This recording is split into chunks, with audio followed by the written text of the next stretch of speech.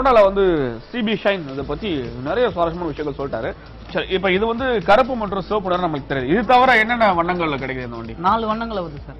இது ஆக்சுவலி கருப்பு சிவப்பு இல்ல, இதோட colour black colour, red colour imperial red இருக்கு, பிரவுன் இருக்கு, பிளஸ் உங்களுக்கு கிரே மெஜஸ்டிக் கிரே, ஜெனி கிரே மெட்டாலிக் 4 கலர்ல இருக்கு. 4 வண்ணங்கள் இந்த ஷைன் சிபி ஷைன் வருது. சரி, கிட்டத்தட்ட ஒரு 4 வகையான வண்ணங்கள் சொன்னீங்க இந்த 2 சக்கர வாகனத்துல. இது போக இதோட நீளம் அப்புறம் உயரம் இதை பத்தி சொல்லுங்க. இதோட நீளம் பாத்தீங்கன்னா 20-12 mm நீளம் வரும் சார். மற்ற வண்டி கம்பேர் பண்ணி சில ஷார்ட்டா இருக்கும், கம்ஃபர்டபிள் இது நீளம் இருக்கிறதால ஃபிளெக்சிபிளா டிராவல் பண்ணலாம். பிளஸ் அது இல்லாம வீல் பேஸ் பாத்தீங்கன்னா 1-266 சொல்லுவாங்க. ஃப்ரண்ட்ல இருந்து பேக் ரியர் வீல் பேஸ் வந்து 1-266. இதனால எவ்வளவு பிரேக் எஃபிஷியன்ட்டா பிடிக்கலாம், கம்ஃபர்டண்டா பிடிக்கலாம், ஒன்றும் பிரச்சனை இல்லை. தேர்ட் ஒன் பாத்தீங்கன்னா வண்டியோட கிரவுண்ட் கிளியரன்ஸ் பாத்தீங்கன்னா 157 mm. இதுதான் சார். அந்த மேடு பள்ளத்துல ஏறினா தாராளமா நீங்க நம்பி ஏற்றி இறங்கலாம், எந்த ஒரு பாதிப்பும் அதுல வராது.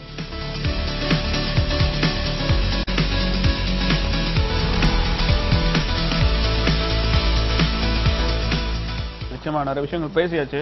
இப்ப இந்த வாகனத்தை பொறுத்த வரையும் கிட்டத்தட்ட 25ல இருந்து ஒரு 40 வயசு இடைப்பட்டவங்க ஓட்டலாம் நீங்க சொன்னீங்க. அதிகபட்ச வேகம் 120 வரை சொல்லிட்டீங்க. சரி, இப்ப எனக்கு அந்த வண்டி ஓட்டி பார்க்கணும்னு ஆசை. தாராளமா ஓட்ட போலாமா?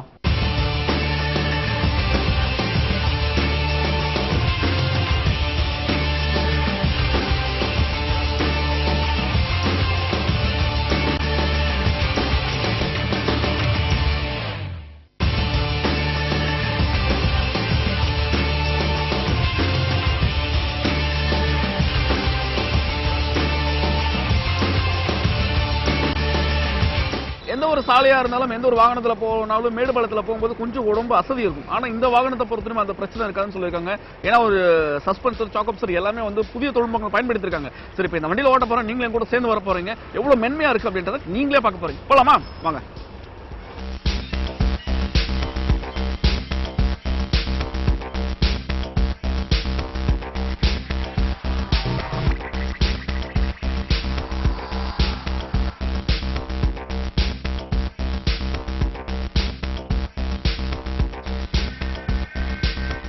பாத்தீங்களா, இப்ப கிட்டத்தட்ட ஒரு 1 கிலோமீட்டர் வரை நம்ம பயணம் செஞ்சிருப்போம். அது வரையும் வந்து எந்த ஒரு மேடு பள்ளத்துல போன மாதிரி தெரிஞ்சதா? ரொம்ப இலகுவா இருந்துச்சுல, ஒரு மென்மையான ஒரு பயணத்தை கொடுத்துச்சுல. நம்ம பார்த்தது மொத்தம் 3 வகை சொன்னாங்க. இப்ப நான் ஓடிட்டு இருக்க வந்து டிஸ்க் பிரேக், அது உள்ள வகை.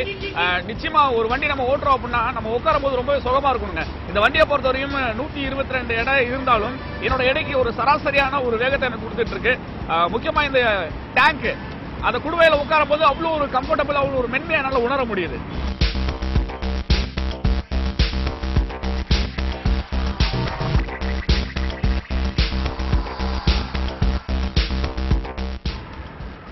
ஹோண்டா சிபி ஷைன் நம்ம ஓட்டிட்டு இருக்கோம். பொதுவா நம்ம ஒரு மகிழுந்துல போறோம் அப்படின்னா எவ்வளவு தூரம் வேணாலும் போக முடியுங்க. ஆனா ஒரு 2 சக்கர வாகனத்துல போறோம் அப்படின்னா நிச்சயமா ஒரு 10 கிலோமீட்டருக்கு அப்புறம் வந்து நிச்சயமா நமக்கு ஒரு கை வலி வரும், ஒரு முதுகு வலி வரும். ஆனா இந்த சிபி ஷைனை பொறுத்த வரையும் அந்த ஹேண்டில் பார் வந்து ரொம்ப நீளமா இருக்கனால நம்மளால எவ்வளவு தூரம் வேணாலும் போக முடியும். ஏன்னா இந்த வண்டியில புதுசா அதை மேம்படுத்தி இருக்காங்க.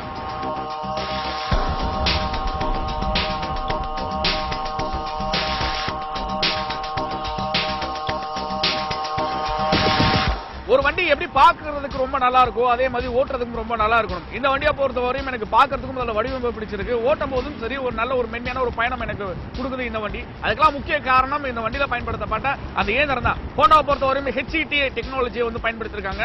அதோட முழு திறனை என்னால் நிச்சயமா இந்த வண்டி ஓட்டும் போது புரியுதுங்க. ஏன்னா ஒரு 125 சிசில வந்து கிட்டத்தட்ட ஒரு 65 கிலோமீட்டர் வேகத்துக்கு மைலேஜ் கொடுக்குது அப்படின்னா நிச்சயமா அதோட இயந்திரத்துல எவ்வளவு பெரிய விஷயம் இருக்கு அப்படின்றது நிச்சயமா புரியும். இந்த வண்டியை பொறுத்தவரையும் எல்லாமே செமையா இருக்கு.